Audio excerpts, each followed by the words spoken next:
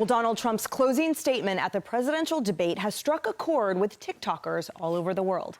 The video posted by ABC News official TikTok received over 1 million likes and a staggering 17 million views. And that number continues to climb. Trump's remarks is a question that voters will likely be thinking about before they cast their ballot. Watch. So she just started by saying she's going to do this, she's going to do that, she's going to do all these wonderful things. Why hasn't she done it? She's been there for 3.5 years. They've had 3.5 years to fix the border. They've had 3.5 years to create jobs and all the things we talked about. Why hasn't she done it?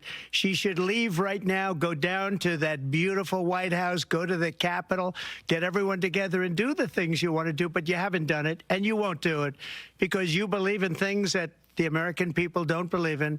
You believe in things like we're not going to frack. We're not going to take fossil fuel. We're not going to do things that are going to make this country strong, whether you like it or not.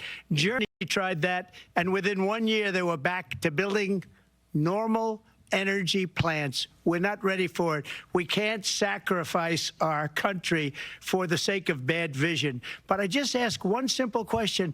Why didn't she do it?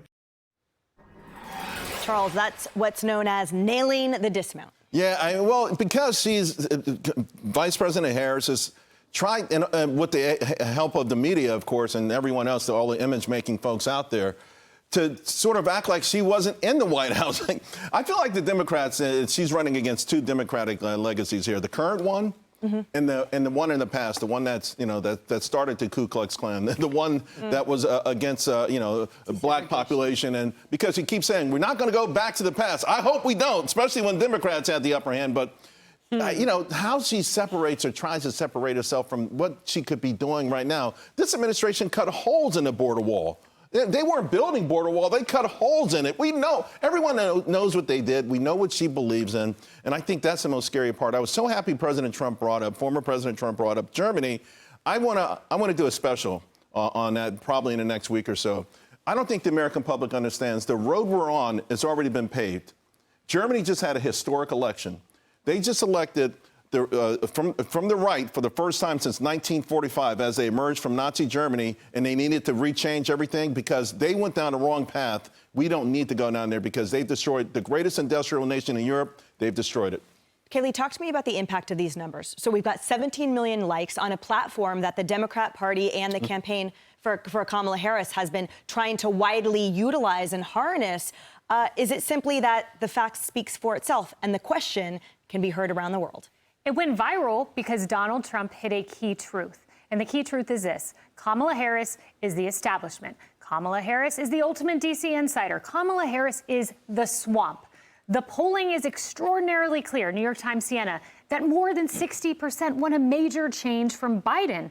Only a quarter think Kamala Harris represents that. More than a majority, 53%, think Donald Trump is the change. So if we look back and Kamala Harris loses this election, I think we will look at her failure to represent herself as a change agent. She should have stood on this stage and said, here are my policies, my new policies, and here is what's holding me back.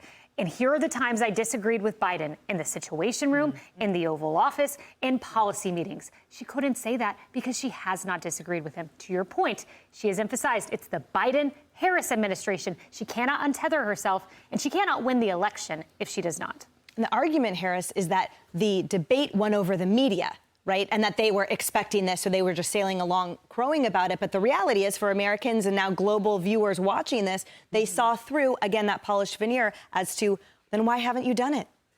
Yeah, you know, I hope I have Charles Payne's optimism about what the American people know. I argue they don't know that much about her in terms of what the realities are. No, I think they know their own reality. Well, they know their own reality, right. but when it comes to being able to use that to discern what she's telling them is not exactly transparent or in some cases true, they're watching networks that would not quantify or qualify any part of what they would suspect about her.